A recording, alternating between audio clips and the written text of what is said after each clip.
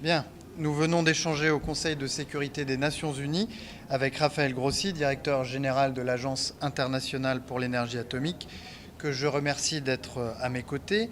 Je remercie d'avoir informé le Conseil sur le risque de prolifération, c'est-à-dire le risque de diffusion et de dissémination des armes nucléaires. C'est la première fois depuis plus de 15 ans que le Conseil de sécurité se réunit dans ce format. Si j'ai convoqué cette réunion aujourd'hui, c'est parce que la situation est grave, car le risque de prolifération nucléaire n'a jamais été aussi élevé. Et comme l'a dit le directeur général, la prolifération nucléaire est comme un départ de feu dans une forêt de bois sec. C'est l'incendie assuré. Et notre responsabilité, celle des membres du Conseil, c'est justement de prévenir l'incendie. Si la communauté internationale a réussi jusqu'à présent à prévenir l'incendie, si le monde a été épargné par les crises et les conflits nucléaires, c'est parce que notre sécurité collective est assurée depuis 55 ans par un traité, le traité de non-prolifération. Aux 5 nations dotées de l'arme nucléaire, dont la France fait partie, ce traité interdit de transférer des technologies nucléaires militaires à des États non dotés et impose de ne pas restreindre la coopération en matière de nucléaire civil. À tous les autres pays, il interdit la détention de l'arme nucléaire. Ce traité est aujourd'hui contesté dans ses principes. En conséquence, je le redis, le risque de prolifération nucléaire n'a jamais été aussi élevé. D'abord parce que l'Iran est en passe d'acquérir l'arme nucléaire. Il y a 10 ans, l'Iran s'est engagé auprès de la communauté internationale à contenir ses activités nucléaires. Aujourd'hui, l'Iran a franchi tous les seuils qu'il s'était engagé à respecter. D'après les rapports de l'IAEA, l'Iran dispose de 6000 kg d'uranium enrichi, soit 30 fois plus que la limite fixée par l'accord d'il y a 10 ans. De même, là où le temps nécessaire pour enrichir l'uranium nécessaire à la constitution d'une bombe était fixé dans cet accord à 1 année, il est désormais de quelques jours seulement. S'ajoute à tout cela le développement de capacités balistiques de longue portée et le soutien aux acteurs non étatiques qui ne finissent plus de déstabiliser le Proche et le Moyen-Orient. Alors que faire ? Il n'y a pas de solution militaire au problème du nucléaire iranien. Il existe une voie diplomatique pour y parvenir, mais c'est un chemin de crête. Avec mes collègues britanniques et allemands, nous sommes en contact étroit avec Marco Rubio, le secrétaire d'État américain. Nous saluons, soutenons et encourageons le dialogue engagé par les États-Unis avec l'Iran. Nous souhaitons qu'il réussisse. Mais il va de soi qu'à l'expiration de l'accord sur le nucléaire iranien, dans quelques semaines, si les intérêts de sécurité européens n'étaient pas garantis, nous n'hésiterons pas une seule seconde à réappliquer toutes les sanctions qui ont été levées il y a 10 ans. Ces sanctions fermeraient alors durablement l'accès iranien aux technologies, aux investissements et aux marchés européens, avec des effets dévastateurs sur l'économie du pays. Ce n'est pas ce que nous souhaitons, et c'est pourquoi j'appelle solennellement l'Iran à prendre aujourd'hui les décisions qui s'imposent pour éviter le pire.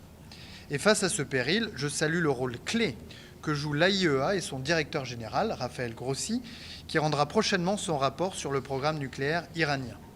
Son intervention aujourd'hui, à huis clos devant le Conseil de sécurité, nous a invités à agir de manière urgente et de manière décisive. Nous n'avons pas le droit à l'échec, car nous connaissons le coût de l'échec. La Corée du Nord poursuit son programme nucléaire de façon effrénée, totalement désinhibée, en violation absolue de toutes les résolutions et les injections du Conseil de sécurité. Cette course à la bombe qui menace la sécurité de l'Asie tout entière doit être lourdement sanctionnée. La Russie, quant à elle, ferme les yeux sur le programme nucléaire nord-coréen en échange d'un soutien militaire nord-coréen à sa guerre d'agression contre l'Ukraine. C'est indigne d'un membre permanent du Conseil de sécurité, indigne d'une puissance dotée, signataire et gardienne du traité de non-prolifération, indigne et irresponsable. Avec ce traité, le multilatéralisme aujourd'hui contesté a fait toutes ses preuves en matière de maîtrise de risque de prolifération nucléaire. Alors que nous préparons son réexamen l'année prochaine, j'appelle donc chacun à faire preuve de responsabilité. Et je cède la parole au directeur général. Merci beaucoup, Monsieur le ministre Jean-Noël Barrot. je salue et je remercie cette initiative française de intégrer aux délibérations du Conseil sous la présidence française une question si importante pour le maintien de la paix et de la sécurité internationale comme la question de la non-prolifération en sens large et en particulier ce qui se passe en Iran. As you know, this is a moment of enormous importance. This is a moment where a number of processes are ongoing. In particular, there is a very important effort between the United States and the Islamic Republic of Iran.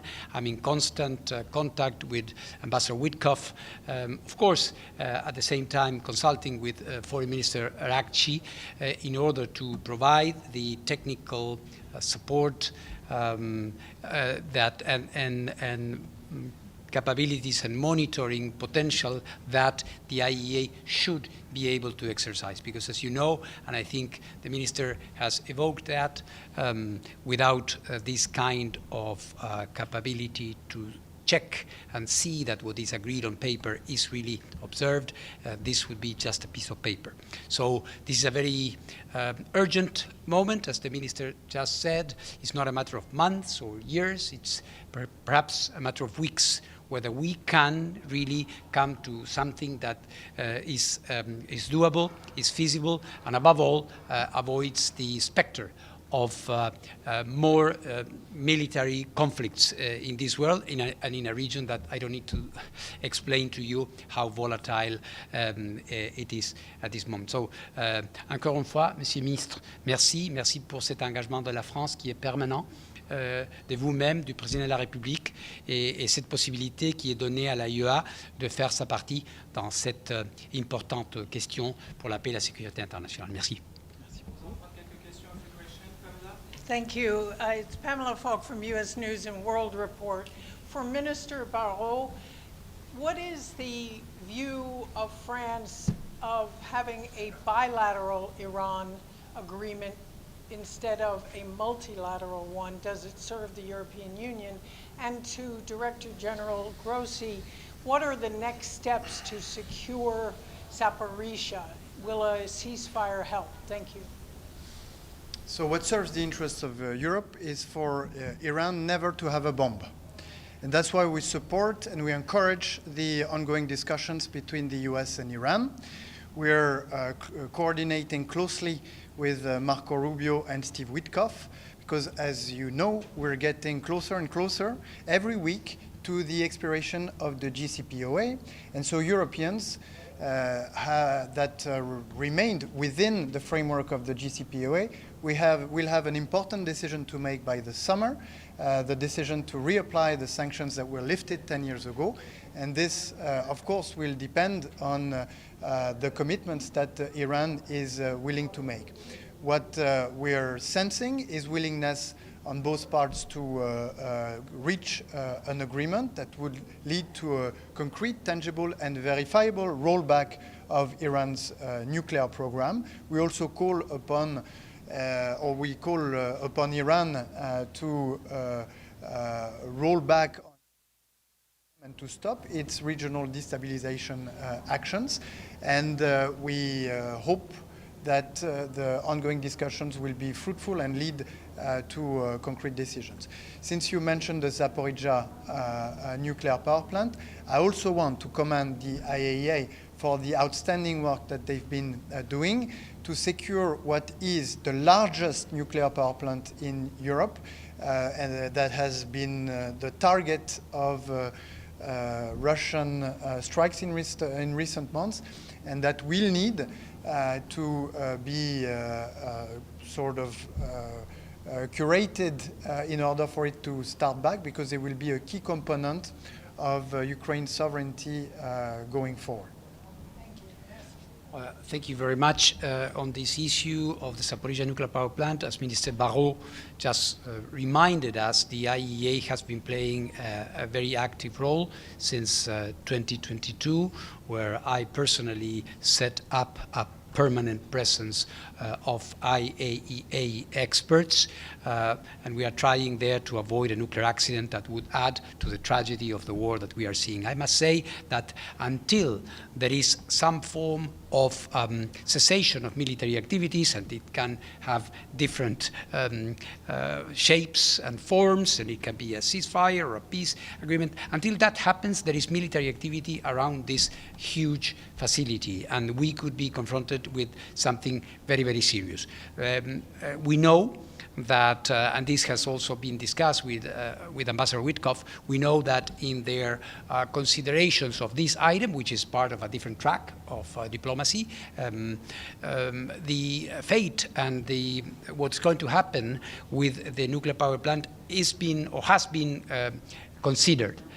Because it has many different aspects. We have the situation of the plant now, as the minister rightly says. If there is going to be a restart of the plant, we have to make sure that the conditions are there. This is a huge facility that has been at what we call, in the technical jargon, at cold shutdown. It hasn't been working for a long time, so you have to make sure that it is safely, it can be restarted safely. We also know that there is a political discussion that might involve what is going to happen with the plant. Let's never forget that this plant is at the front line. It is in Russian-controlled territory. We have to be reminded of that, so there's going to be an important negotiation there. But in any case, the IAEA is there, has been there for this past almost 3 years, so we have a very clear idea of what is going on there, and I'm sure we'll be called to play a role there in order to make sure that this plant is going to be there, playing a constructive role in the future of this, hopefully, appeased part of the world. Thank you. One last question. Hi, Associated Press. Director Grossi, can you talk about what the discussions have been between the IAEA and Iran in recent weeks?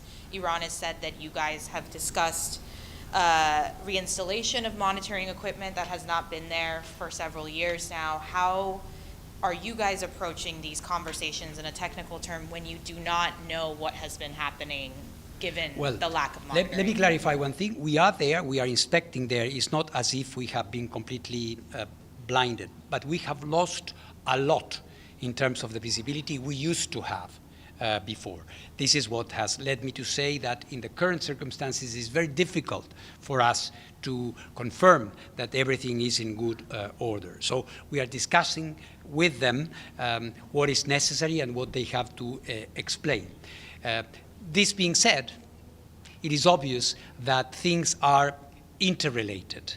And when it comes to what is happening in Iran, one hand is looking at what the other hand does, or put more simple, the bilateral process between the United States and Iran, and this process between the agency and Iran have a mutually, could be reinforcing or the contrary influence. So we hope that we can make progress in both of them in synchronicity and hopefully in a good way. Has Iran provided any assurances or concessions that it's willing to give the IAEA as part of they this? say so, but then the devil lies in the details.